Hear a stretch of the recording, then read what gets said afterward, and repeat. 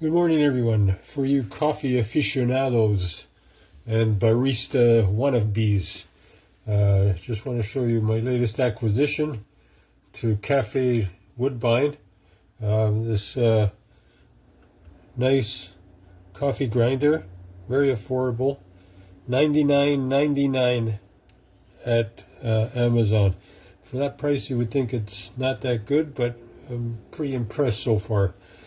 So you turn it on, obviously. Then you can set how many seconds you want it to go for. And here's the grind fineness or coarseness, however you want to look at it. And here's the bean hopper. So it's got a nice feature that a lot of more expensive ones have, where you put the portafilter on and it turns on automatically.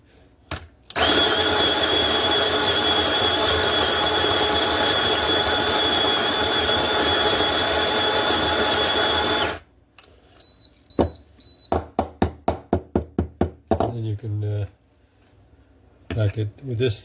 This is not part of that. There you go. If you want the Amazon SKU number, let me know. It's so far it's been pretty good.